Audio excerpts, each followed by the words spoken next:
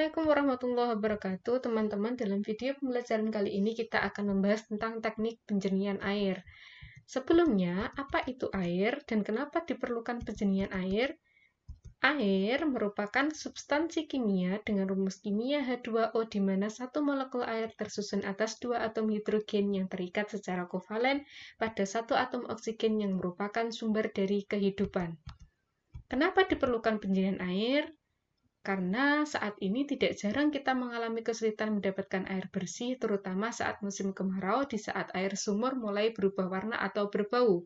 Sekalipun air sumur atau sumber air lainnya yang kita miliki mulai menjadi keruh, kotor, ataupun berbau, selama kuantitasnya masih banyak, kita masih dapat berupaya merubah atau menjernihkan air keruh atau kotor tersebut menjadi air bersih yang layak dipakai atau dikonsumsi dengan cara penjernihan air dengan teknik penjernihan air modern atau teknik penjernihan air yang konvensional.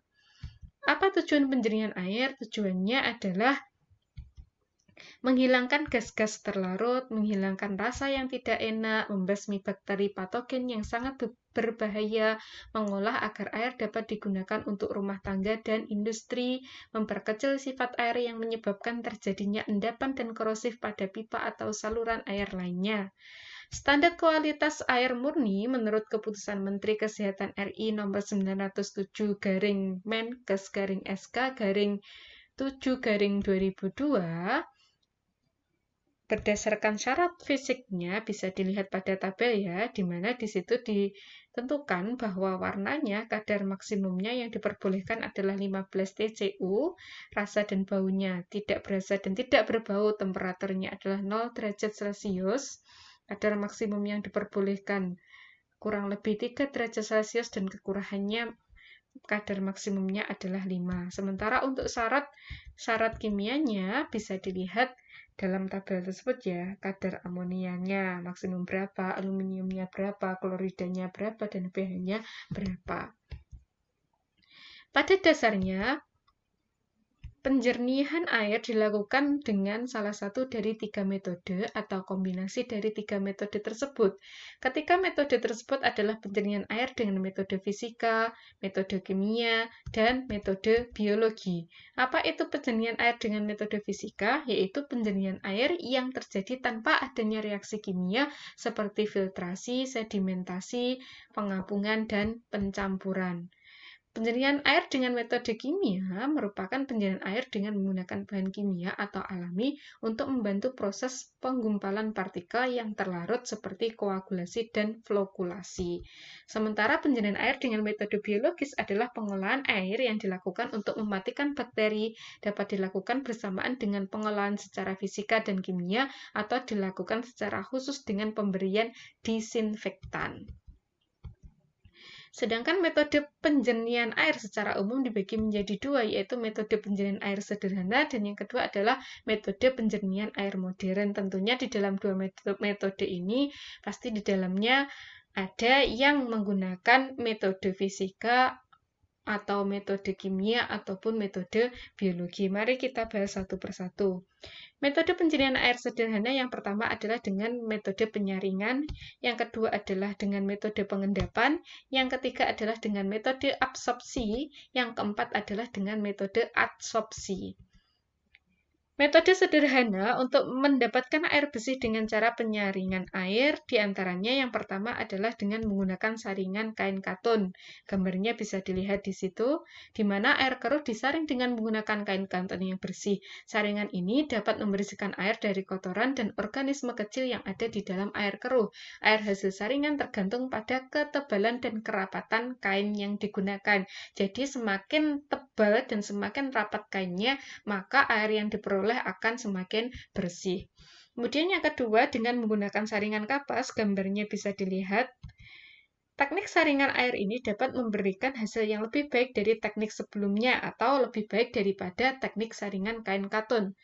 Seperti halnya penyaringan dengan kain kanton, penyaringan dengan kapas juga dapat membersihkan air dari kotoran dan organisme kecil yang ada dalam air keruh. Hasil saringan juga tergantung pada ketebalan dan kerapatan kapas yang digunakan. Jadi semakin tebal kapasnya atau semakin rapat kapasnya, maka air yang didapatkan akan semakin bersih. Yang ketiga adalah dengan metode aerasi. Gambarnya bisa dilihat di samping. Aerasi merupakan proses penjernihan dengan cara mengisikan oksigen ke dalam air. Dengan diisikannya oksigen ke dalam air, maka zat-zat seperti karbon dioksida serta hidrogen sulfida dan metana yang mempengaruhi rasa dan bau dari air dapat dikurangi atau dihilangkan. Selain itu, partikel mineral yang terlarut dalam air seperti besi dan mangan akan teroksidasi dan secara cepat akan membentuk lapisan endapan yang nantinya dapat dihilangkan melalui proses sedimentasi atau filtrasi. Yang keempat adalah saringan pasir lambat atau biasa disingkat dengan SPL. Saringan pasir lambat merupakan saringan air yang dibuat dengan menggunakan lapisan pasir pada bagian atas dan kerikil pada bagian bawah. Ini biasanya digunakan untuk praktek di rumah, nggih. Ini adalah metode yang paling sederhana. Air bersih didapatkan dengan jalan menyaring air baku melewati lapisan pasir terlebih dahulu, baru kemudian melewati lapisan kerikil. Yang kelima adalah saringan pasir cepat atau biasa disingkat dengan SPC. Saringan pasir cepat seperti halnya saringan pasir lambat terdiri atas lapisan pasir pada bagian atas dan kerikil pada bagian bawah. Tetapi arah penyaringan air terbalik bila dibandingkan dengan saringan pasir lambat, yakni dari bawah ke atas atau upflow. Air bersih didapatkan dengan jalan menyaring air baku melewati lapisan kerikil terlebih dahulu, baru kemudian melewati lapisan pasir. Yang keenam adalah Gravity Fat Filtering System, di mana Gravity Fat Filtering System ini merupakan gabungan dari SPC dan SPL, di mana air bersih dihasilkan melalui dua tahap. Pertama-tama, air disaring menggunakan SPC, kemudian air hasil penyaringan tersebut hasilnya disaring kembali menggunakan SPL. Dengan 2 kali penyaringan tersebut diharapkan kualitas air bersih yang dihasilkan tersebut dapat lebih baik. Untuk mengantisipasi debit air hasil penyaringan yang keluar dari SPC dapat digunakan beberapa atau multisaringan SPL. Yang ketujuh adalah saringan arang. Saringan arang dapat dikatakan sebagai saringan pasir arang dengan tambahan 1 buah lapisan arang. Lapisan arang ini sangat efektif dalam menghilangkan bau dan rasa yang ada pada air baku. Arang yang digunakan dapat berupa arang kayu atau arang batok kelapa. Untuk hasil yang lebih baik dapat digunakan arang aktif. Yang kedelapan adalah saringan air sederhana atau tradisional, merupakan modifikasi dari saringan pasir arang dan saringan pasir lambat. Pada saringan tradisional ini, selain menggunakan pasir, kerikil, batu, dan arang, juga ditambah 1 buah lapisan ijo yang berasal dari sabut kelapa. Yang kesembilan adalah saringan keramik, di mana saringan keramik dapat disimpan dalam jangka waktu yang lama sehingga dapat dipersiapkan dan digunakan untuk keadaan darurat. Air bersih didapatkan dengan jalan penyaringan melalui elemen filter keramik. Beberapa filter keramik menggunakan campuran perak yang berfungsi sebagai disinfektan dan membunuh bakteri. Ketika proses penyaringan, kotoran yang ada dalam air baku akan bertahan dan lama-kelamaan akan menumpuk dan menyumbat permukaan filter. Sehingga untuk mencegah penyumbatan yang terlalu sering, maka air baku yang dimasukkan jangan terlalu keruh atau kotor. Untuk perawatan saringan keramik ini dapat dilakukan dengan cara menyikat filter keramik tersebut pada air yang mengalir. Yang ke-10 adalah saringan cadas atau jempeng atau lumpang batu. Saringan cadas atau jempeng ini mirip dengan saringan keramik. Air disaring dengan menggunakan pori-pori dari batu cadas. Saringan ini umum digunakan oleh masyarakat desa Kerobokan, Bali. Saringan tersebut digunakan untuk menyaring air yang berasal dari sumur gali ataupun dari saluran irigasi sawah. Seperti halnya saringan keramik, kecepatan air hasil saringan dari jempeng relatif rendah bila dibandingkan dengan SPL, terlebih lagi SPC. Metode penjernihan air sederhana yang kedua adalah metode pengendapan. Metode pengendapan yang pertama dengan menggunakan biji kelor. Biji buah kelor mengandung zat aktif rhamnosiloksidbenzil tiosianat yang mampu mengadopsi dan menetralisir partikel-partikel lumpur serta logam yang terkandung dalam air limbah suspensi dengan partikel kotoran melayang di dalam air. Serbuk biji buah kelor ternyata cukup ampuh menurunkan dan mengendapkan kandungan unsur logam berat yang cukup tinggi dalam air, sehingga air tersebut memenuhi standar baku air minimum dan air bersih. Metode pengendapan yang kedua adalah dengan menggunakan tawas, di mana tawas berfungsi untuk memisahkan dan mengendapkan kotoran dalam air. Lama pengendapan berkisar selama 12 jam.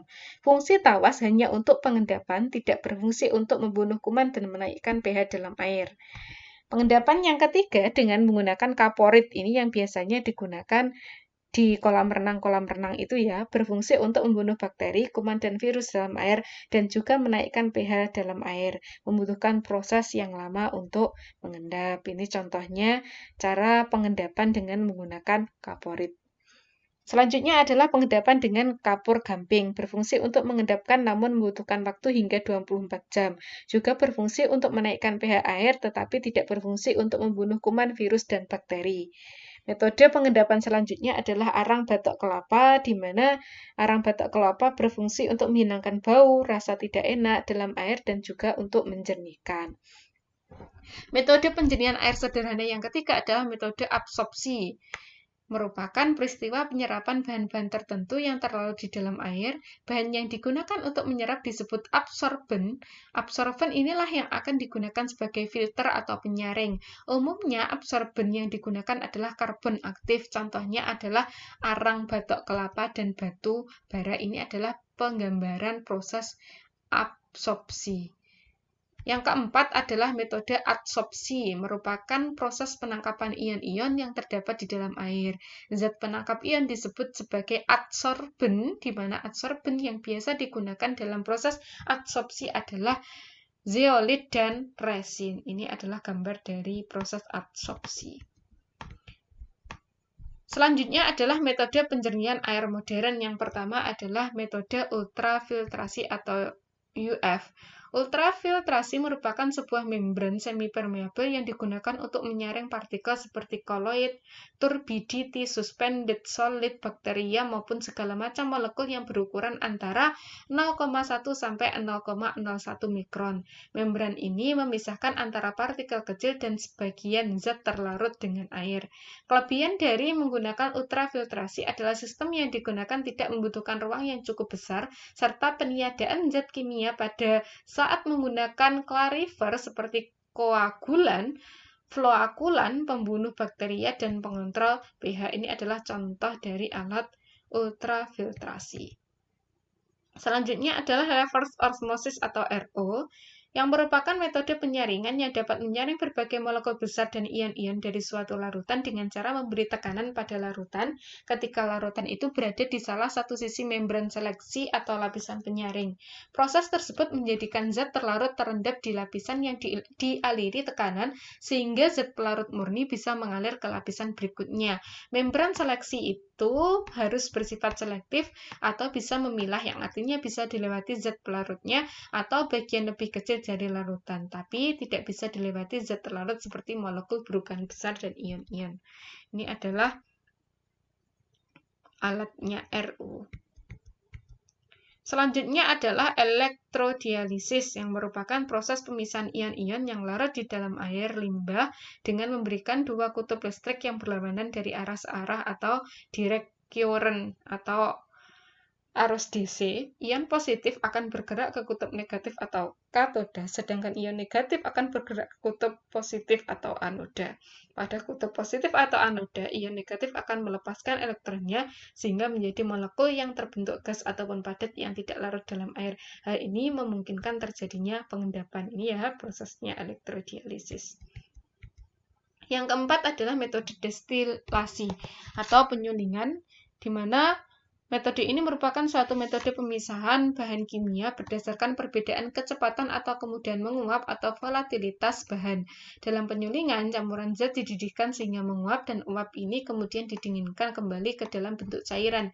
Zat yang memiliki titik didih lebih rendah akan menguap lebih dulu. Metode ini merupakan termasuk unit operasi kimia jenis perpindahan massa. Penerapan proses ini didasarkan pada teori bahwa suatu larutan masing-masing komponen akan menguap pada titik didihnya. Selanjutnya adalah capacitive deionization atau CAPD. CAPD adalah sebuah sistem dua langkah di mana elektroda ditutupi dengan membran yang berfungsi untuk memisahkan air dari polusi. Ini adalah alatnya untuk CAPD. Selanjutnya adalah nanofiltrasi, yaitu proses merejeksi kesadaran menghilangkan bakteri dan virus, menghilangkan zat warna karena adanya bahan organik tanpa menghilangkan zat kimia berbahaya seperti hidrokarbon terklorinasi.